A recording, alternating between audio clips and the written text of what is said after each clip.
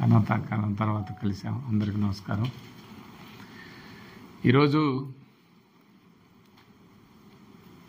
రాష్ట్రంలో జరుగుతున్నటువంటి పరిణామాలు, కూటమి ప్రభుత్వం మాట్లాడుతున్నటువంటి విధానాలు,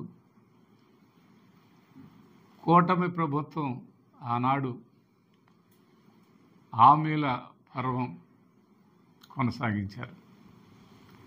ప్రతి ఒక్కరికి బాబు షూరిటీ, భవిష్యత్తు గ్యారంటీ అని చెప్పారు. భవిష్యత్తు గ్యారంటీ లేదు, బాబు షూరిటీ లేదు, బాబు గారడే మిగిలింది, కానీ ఎక్కడా ఏమీ కనిపించలా. నేను ఒక్కటే అడుగుతున్నాను, ఈరోజు ప్రతి విషయంలో సోషల్ మీడియా వాళ్ళ మీద విపరీతమైనటువంటి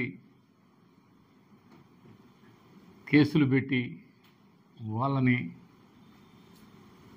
మరి మంచి చెడు అనేది లేకుండా ఎవరన్నా చెడు మాట్లాడిన వాళ్ళని పెట్టినా కేసు అది వేరు. కనీసం ఒక స్వతంత్రత భావంతో ఒక చిన్న పోస్టు మామూలుగా పెట్టినటువంటి వాటిని మరోలా చూపించి మరోలా వక్రీకరించి వాళ్ళ మీద విపరీతమైన కేసులు పెట్టి పోలీసు వాళ్ళు లోపలికి తీసుకెళ్ళి మీరు కొట్టాలి మేము చూడాలనే మాట చాలా బాధగా ఉంటుంది. అదే కాదు, ఏదైనా ఒక్క పథకం అమలు పరిచింది లేదు. 6 గ్యారంటీలు అని చెప్పారు. మరి ప్రతి ఒక్కరికి నీకు 15,000, నీకు 15,000, నీకు 15,000 అని చెప్పారు. మరి ఎవరికి ఇచ్చారో ఆ 15,000కి అర్థం కావట్లేదు. ఇవ్వకపోగా ఇచ్చిన పెన్షన్లో కూడా అలా పానకాలపాలెం, దొండపాడు ఆ ఊర్లో చెప్తున్నారు, దాదాపుగా 16 పెన్షన్లు పార్టీ అని చెప్పి ఒక ఆయన అన్నాడంట, మీకు ఒక ఓటు వాళ్ళకు ఒక ఓటు వేస్తానన్నాడంట. అదేది ఆ రైతు నగరంలో. ఆ రోజు నువ్వు ఆ మాట అన్నావు కాబట్టి నీ పెన్షన్ కట్టు అని చెప్పారు. ఏమిటండి దుర్మార్గం? ఆయన ఏదో పేదవాడు, వాళ్ళనే అంటే ఏమైద్దు, వీళ్ళకి అయిపోతే ఏమైద్దు అని చెరొక ఓటు వేస్తానన్నందుకు 2 మాకు ఓట్లు ఏదో వేస్తానని నువ్వు అనలేదు కాబట్టి నీ పెన్షన్ కట్ చేస్తానంటాం. ఇది సబబా? చంద్రబాబు నాయుడు గారు చెప్తారు, మీరేదన్నా ఉంటే వైఎస్ఆర్ కాంగ్రెస్ పార్టీ నాయకులు అంటే వాళ్ళ మీద కేసులు పెడుతున్నారు, అది వేరు. సామాన్యుడి ప్రజల మీద కూడా మీరు ఇలాంటి అన్యాయంగా చేయటం అనేది మంచి పద్ధతి కాదని ఈ సందర్భంగా తెలియపరుస్తున్నాం. వినుకొండ వచ్చేసరికి జగన్మోహన్ రెడ్డి గారు కూడా ఆ రోజు వినుకొండ రావడం జరిగింది. సాక్షాత్తు నడి రోడ్డు పైన ప్రజలందరూ చూస్తుండగా ఆ రోజు ఒక పండగ జరుగుతుంది, తొలి ఏకాదశి పండగ జరుగుతున్న సందర్భంగా 8 గంటల సమయంలో అతి కిరాతకంగా నరికి చంపితే యావత్ భారతదేశం మొత్తం కూడా ఒక్కసారిగా ఉలిక్కిపడ్డ పరిస్థితి. ఒక్క రాష్ట్రమే కాదు, భారతదేశం మొత్తం కూడా ఏంటి ఇంత దుర్మార్గమా అనుకున్న రోజు. అదే ఆ చనిపోయినటువంటి రషీదు మీద కేసు లేకుండా ఆ మర్డర్ కేసును తీసేయాలని చెప్పి వాళ్ళ అన్న పైన మీరేమి మాట్లాడకూడదని చెప్పి రషీద్ అన్నను తీసుకెళ్ళి లోపల జైల్లో కూర్చోబెట్టారు. రషీద్ అన్నతో పాటు వాళ్ళ బంధువుల్ని ఎవరన్నా వైఎస్ఆర్ కాంగ్రెస్ పార్టీకి సానుభూతి పరులనే కాదు, ఎవరైతే వాళ్ళ నోటికి ఏదన్నా ఇది తప్పు అంటున్నారో వాళ్ళందరినీ 30 కుటుంబాలను లోపలేసి 10 రోజులు జైల్లో ఉంచారు. అసలు ఎప్పుడుది ఆ కేసు, ఎప్పుడుది ఏంటో తెలియదు. అలాంటిది మొన్న ప్లేటర్ గారు చెప్పాడు, బస్ స్టాండ్ కాడ జరిగింది. ఎవరి మీద ఎవరికి జరిగింది, ఎవరి మీద ఎవరు వచ్చారు. నేను ఒంటరిగా కారు వేసుకొని పోతుంటే నా మీద ఎగబడి నా మీద విపరీతమైనటువంటి దాడి చేసి మళ్ళా మీదనే కేసులు పెడుతున్నాం, ఇంకా ఉంది మీ మీద అని చెప్తున్నాడు పెద్ద మనిషి. నేను ఒకటి, ఏం చెప్తారు మీరు, ఏం చేస్తారు? ఇదేగా మీరు జైలులో పెట్టడమేగా మీరు. ఇంక దేని గురించి పని లేదు. వినుకొండ అభివృద్ధి, ఈ రాష్ట్ర అభివృద్ధి, ఈ రాష్ట్రంలో చంద్రబాబు నాయుడు గారు పట్టించుకోడు, వినుకొండలో ఇక్కడ ఎమ్మెల్యే పట్టించుకోడు. ఇక్కడ ఎమ్మెల్యే గారు చెప్తాడు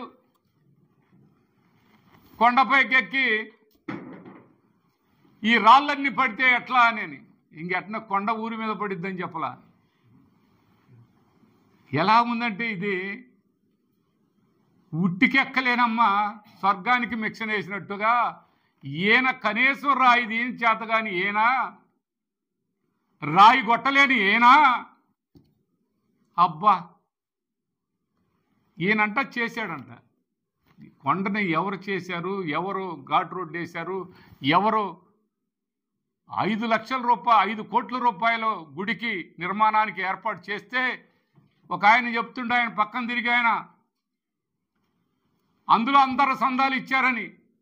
కాదని ఎవరు అనలేదే. 3 కోట్లు సందాలు వచ్చినాయి. కమిటీ వాళ్ళ దగ్గర ఉంది లెక్క. అది కమిటీ వాళ్ళ చేతికే ఇచ్చాను. ఇవాళ మాట్లాడతారు వీళ్ళు. రూపాయి ఇచ్చారా మీరు? నువ్వు రూపాయి ఇచ్చి మాట్లాడితే వేరుగా ఉంటుంది. మీరు రూపాయి ఇవ్వలా. అదిగాక ఘాట్ రోడ్ ఆ విధంగా చేస్తే అది మీకే వదిలేశాను. అందరు వెళ్ళారు. అప్పుడు తొలేకాదశికి వెళ్ళి చూశారు. ఇప్పుడుకి మీరు రాయి తీయలేదు కదా. అదంతా కట్టింది ఎవరు? అదంతా కట్టింది ఎవరు? ప్రజలకు తెలియదా? అంటే మీకైతే మీరు మాట్లాడటం, మీ ఇష్టం వచ్చినట్టు మాట్లాడటం, మీ ఇష్టం వచ్చినట్టు ఏది నోటికి వస్తే అది మాట్లాడటం. పారిపోయాడు బ్రహ్మనాయుడు అంటాం. ఈ ప్రాణం తీస్తారు, అంతకంటే ఏమీ చేయలేరు. ప్రాణం ఐ డోంట్ కేర్ అనుకున్నారే. భయపడతానా? భయపెడతారా? ఎంతమందిని భయపెడతారు? ఎంతమందిని చంపుతారు? ఇక్కడ ఎవరు భయపడే వాళ్ళు లేరని ఈ సందర్భంగా తెలియపరుస్తున్నాను.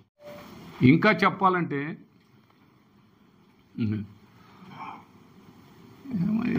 మేము ఒకటేనండి, నాకున్న ఇది ఒకటి, పోటీ చేస్తామా లేదా, గెలుస్తామా లేదా అనే దాన్ని పక్కన పెడితే తల దించుకొని మీ కాడ నిలబడే కంటే ఆ తల తీసేసుకొని అవతల బాధ్యంగా బెటరు. అలాంటి క్యారెక్టర్ బ్రహ్మనాయుడు కాదని మీకు మరొకసారి తెలియపరుస్తున్నాను. ఎప్పుడు బ్రహ్మనాయుడు పోరాటమే కానీ ఎక్కడ కూడా వెనకడుగు వేయడన్న సంగతి ఈ సందర్భంగా తెలియపరుస్తున్నాను. వినుకొండ నియోజకవర్గంలో మరి 160 కోట్లతో చెరువును బాగు చేపిస్తానన్న పెద్ద మనుషులు, 160 కోట్లు రెడీగా మా దగ్గర ఉన్నాయన్న పెద్ద మనుషులు, ఏ అబ్బా నీ 160 కోట్లు? చెరువు మేం చేసిందే కదా.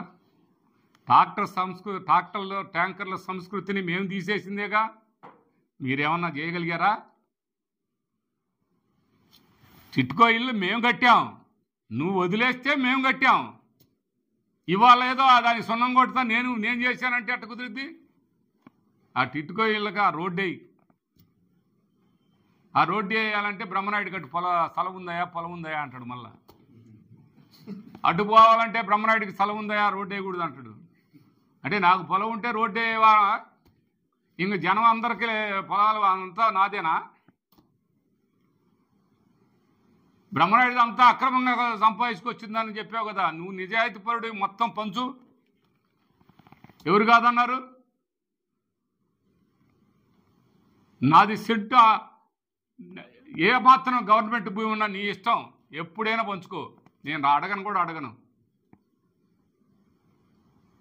ఇవన్నీ కూడా ఆలోచించుకొని మాట్లాడాలని ఈ సందర్భంగా తెలియపరుస్తున్నాను. నేను చాలాసార్లు చూశాను, మాట్లాడితే మాట్లాడటం, ఏది పడితే అది మాట్లాడటం. మేము మాట్లాడగలం, ఇంతకంటే పోయేది ఏంటంట? ఇంతకంటే పోయేదేం లేదు ఈ వయసులో, ఇంతకంటే నాకు పోయేదేమి లేదు. దేనికైనా నేను ఏమి ఇబ్బంది లేదు. ఇది కూడా గుర్తుపెట్టుకోండి. తల్లదేశపోయి కాళ్ళకాడ పెట్టాల్సిన పెట్టుకునేటువంటి వాళ్ళు, అలా మాట్లాడే వాళ్ళు, అలాంటి నైజం ఉన్నటువంటి వాళ్ళు, పరుల ఆస్తులు లాక్కునే వాళ్ళు, లాగేసుకొని దోచుకునే వాళ్ళు, అది మీరు, మేము కాదని ఈ సందర్భంగా తెలియపరుస్తున్నాను. ఎప్పటికీ కాదు. అలాంటి పరిస్థితి వస్తే ఈ రాజకీయాలే నాకు అవసరం లేదు.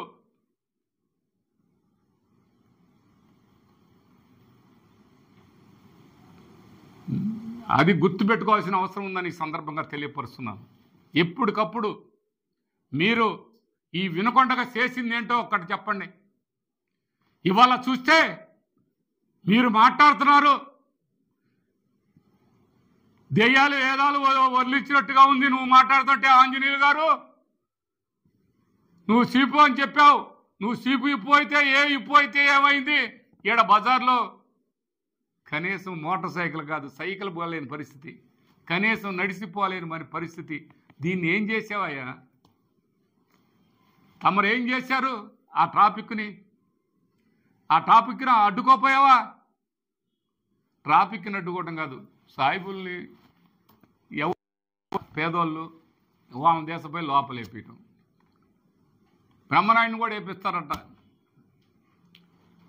ఆయన కూడా ఏపీయండి, అదేగా మీ పని. మీరు ఇంక పని చేసేదేమి లేదు, ఇలా చేపించడమే మీ వృత్తి. ఆ ట్రాఫిక్ని కాస్త క్లియర్ చేయించు.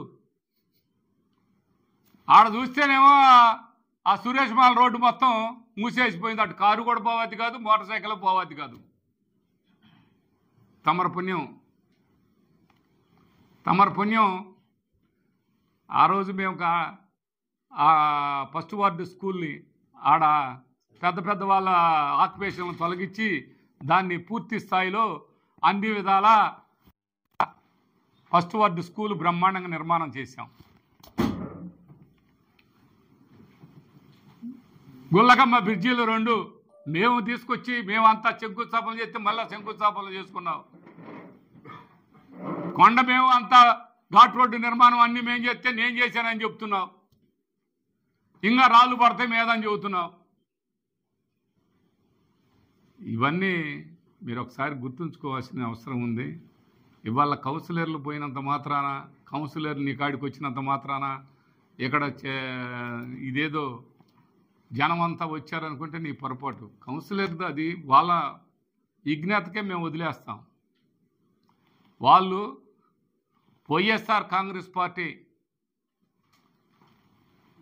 బీఫామ్తో గెలిచి, బీఫారం వైఎస్ఆర్ కాంగ్రెస్ పార్టీ ఇస్తే ఆ వైఎస్ఆర్ సింబల్ పైన గెలిచి ఈరోజు ఆ పార్టీలో పోయినటువంటి వాళ్ళు, ఆ ఒక్క ఆయనే పోయాడు కానీ మా కార్యకర్తలు కానీ మా ఓటర్స్ కానీ ఎవరో మీ అంట రాలా.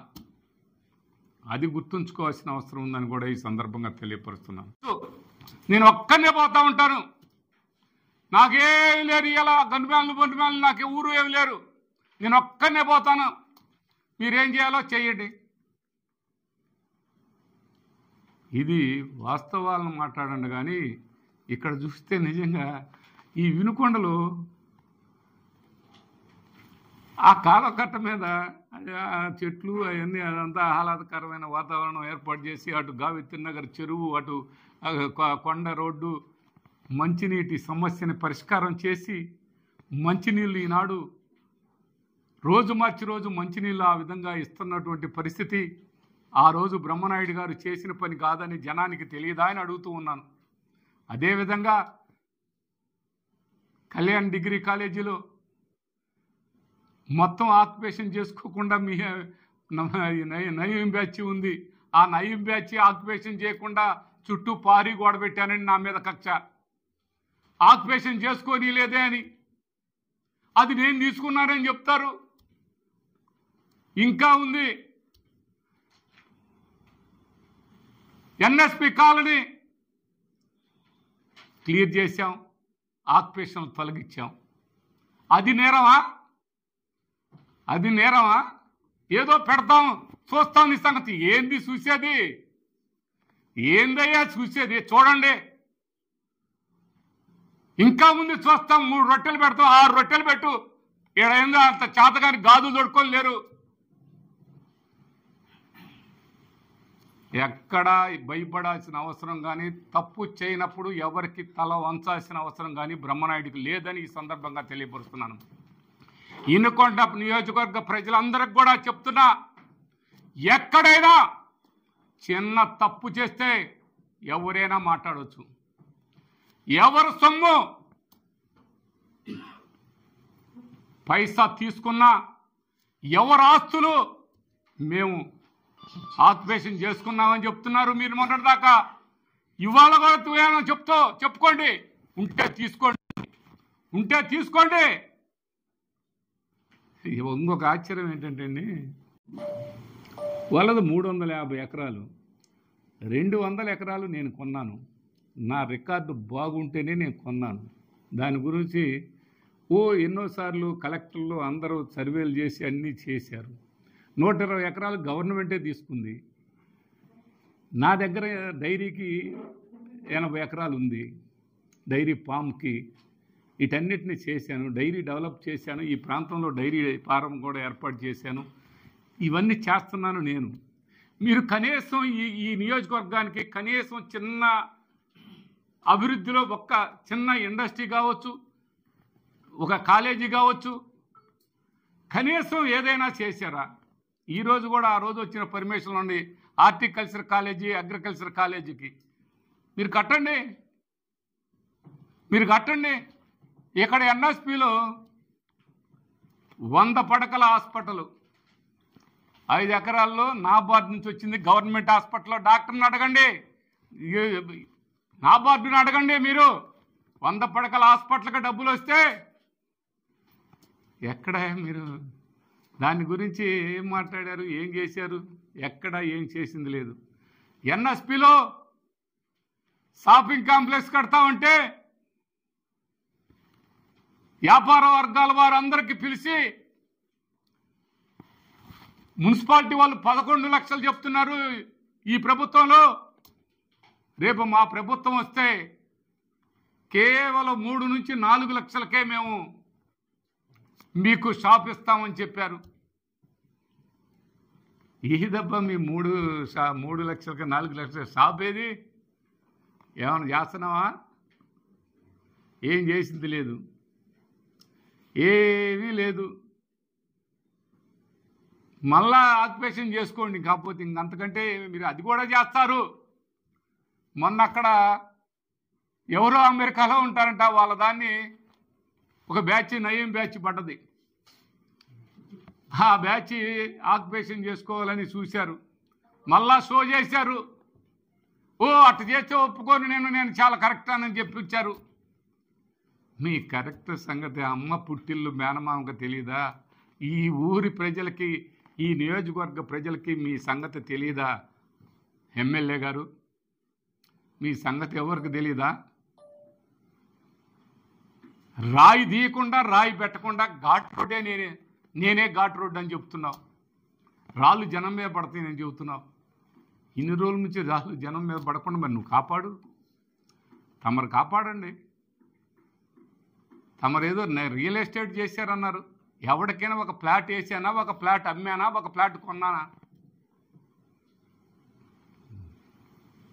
ఈ మాటలు చెప్తారు. గిరి ప్రదర్శన రోడ్డు ఆయన రియల్ ఎస్టేట్ కోసం అని చెప్తారు. ఎక్కడన్నా జరిగిందా? మీ ఇష్టం వచ్చినట్టు మాట్లాడితే మెదలకుండా మౌనంగా ఉంటే మేము చేసినట్ట చేయనట్ట? ఇక్కడ అభివృద్ధి జరిగినట్ట జరగనట్ట? కాలువ కట్ట రోడ్లు నువ్వేసినట్టు నువ్వు బోర్డు వేసుకోగానే నువ్వేసినట్ట ఏంటి? బోర్డు నువ్వు పెట్టుకోగానే నువ్వేసినట్ట? ఇలా వైఎస్ఆర్ కాంగ్రెస్ పార్టీలో గెలిచినటువంటి వాళ్ళని కౌన్సిలర్ని మా పార్టీ కండవేయగానే నీ కౌన్సిలర్ ఎట్ట అవుతాడు? వైఎస్ఆర్ కాంగ్రెస్ పార్టీ కార్యకర్తలు, నాయకులు, అభిమానులు ఓట్లేస్తే ఆయన కౌన్సిలర్ అయ్యాడు. ఆయన వచ్చినంత మాత్రాన ప్రజలు రాలా, ఆయన ఒక్కడే వచ్చాడు. మేము కడవలేసినాం, మా మొత్తం మేము సొంతం చేసుకున్నాం అంటే ఎలా సాధ్యపడిద్దండి? రేపు ఎలక్షన్లో పోటీ పెట్టి గెలిచి అప్పుడు మా కౌన్సిలరు మేము గెలిపించామని అప్పుడు మాట్లాడు. రేపు చూద్దాం మళ్ళా కౌన్సిలర్లు వ్యవహారం ఎవరు ఏంటి. ఓటమి అనేది బ్రహ్మనాయుడికి కొత్త కాదు. ఓడటం గెలవటం అనేది అవన్నీ చూశాను నేనేం వాటి గురించి ఆలోచిస్తాను.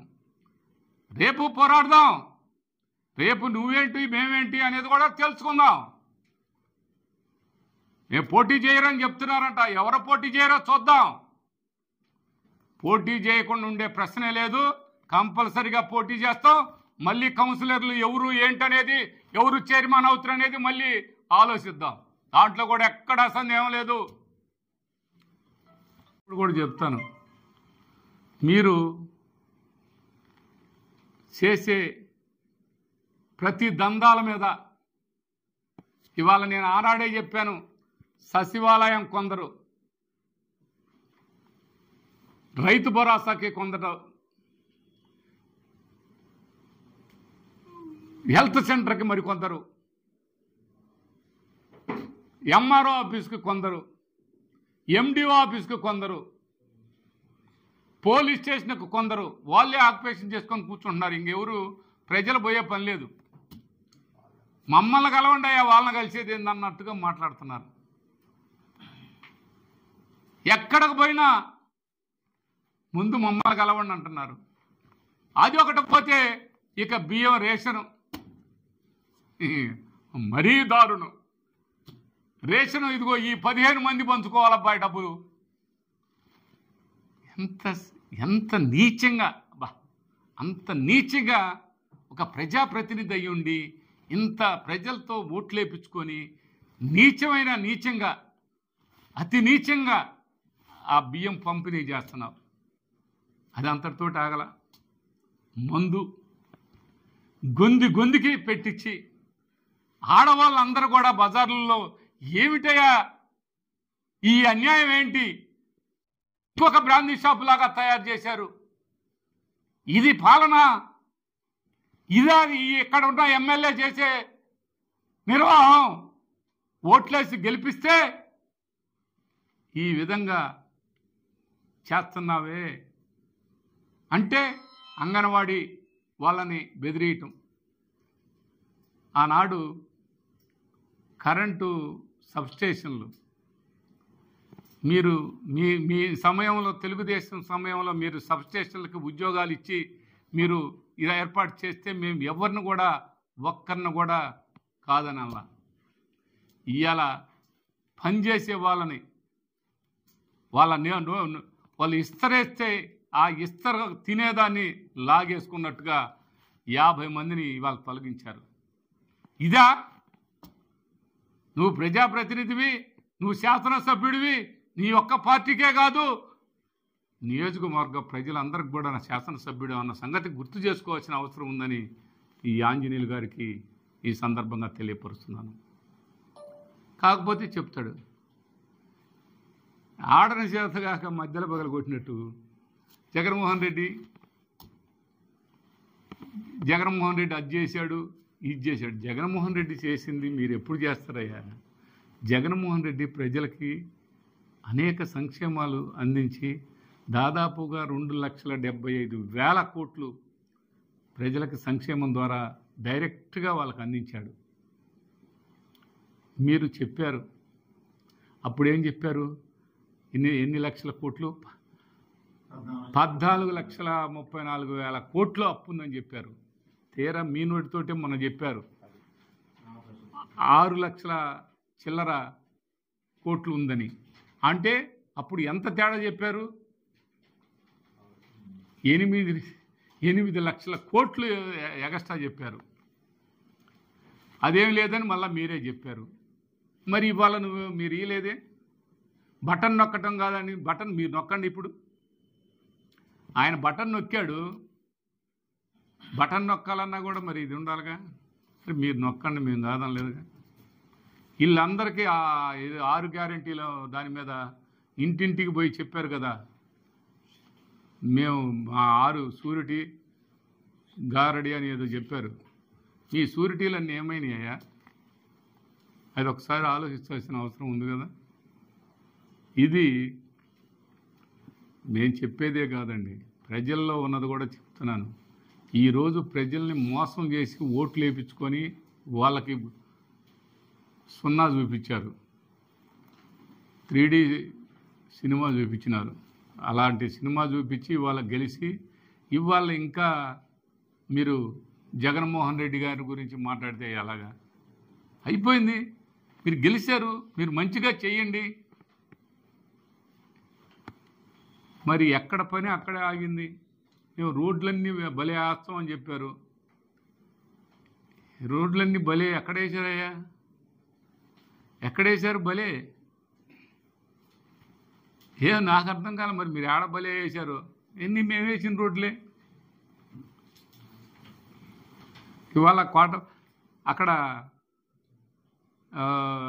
మదమంచిపాడు నుంచి పెదకంచెరలోకి రోడ్డు ఎవరు వేశారయ్యా? అది కూడా మేమే వేసామని చెబుతారు. ఎందుకయ్యా ఈ మాటలు, ఈ అబద్ధపు మాటలు, ఈ అబద్ధపు మాటలతోటి కాలం గడపాలని చూడటం ఇది ఏమాత్రం కరెక్ట్ కాదని మీరు కౌన్సిలర్లని ఏదో మభ్యపెట్టి మళ్ళీ మీకు ఈసారి కౌన్సిలర్ ఇస్తామని మీరు కౌన్సిలర్ ఇస్తారో ఎవరో అది దేవుడికి తెలియాల. వైఎస్ఆర్ కాంగ్రెస్ పార్టీ వాళ్ళకి కౌన్సిలర్లు మీరు ఇస్తారని మీరు అబద్ధపు మాటలు చెబితే నమ్మినటువంటి వాళ్ళని గొంతు కోసే నేచర్ మీది, అది ఎవరికి తెలియదు కాదు. అది ఎంత కూడా ఒకసారి ఆలోచించాలని. మీరు నిజంగా మీకు నమ్మకం ఉంటే వైఎస్ఆర్ కాంగ్రెస్ పార్టీ కౌన్సిలర్ని రాజీనామా చేసి మళ్ళీ గెలిచి ఆ పార్టీలోకి పోతే అది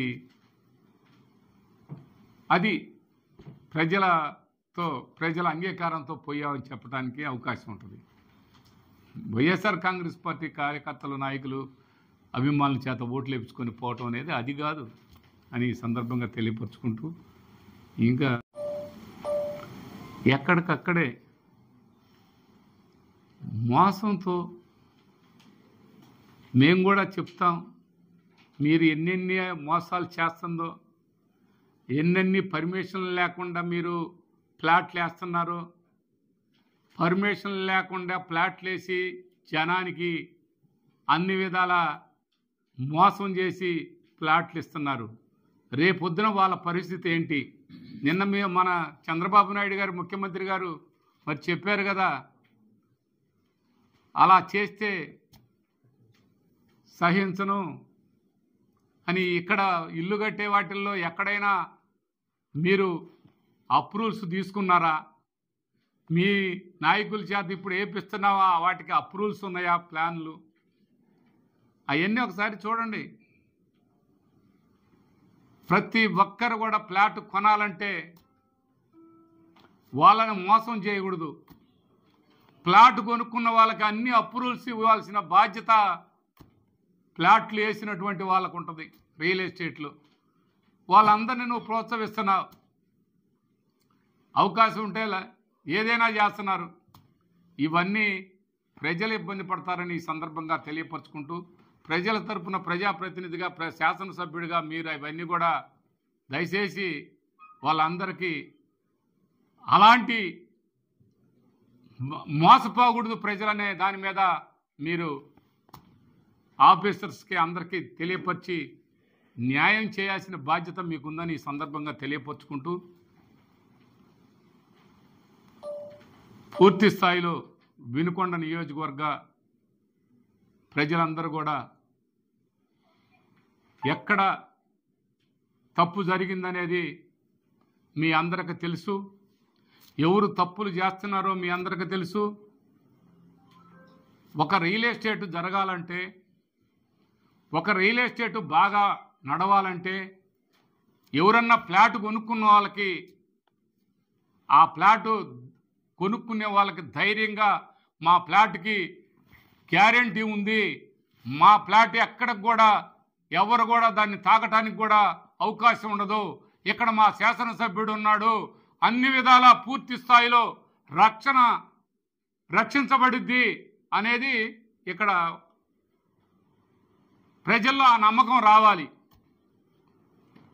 ఆ నమ్మకం వచ్చినప్పుడే రియల్ ఎస్టేటు ఇక్కడ అభివృద్ధి, ఇక్కడ అన్ని పనులు జరుగుతాయి. అది ఇక్కడెక్కడా లేదు. ఎవడు లేకపోతే అటు ఇటు చూసి ఎత్తుకొని పోయేదైతే ఎత్తుకొని పోయేవాళ్ళు ఆడ కూడా చేయటమే, ఎత్తుకొని పోయేది కాకపోయేది. ఇప్పుడు నిన్న పెట్రోల్ బంక్ కూడా అదే పరిస్థితి. వాళ్ళు అదే చెప్పారయ్యా, మాది లాగేసుకుంటున్నారని.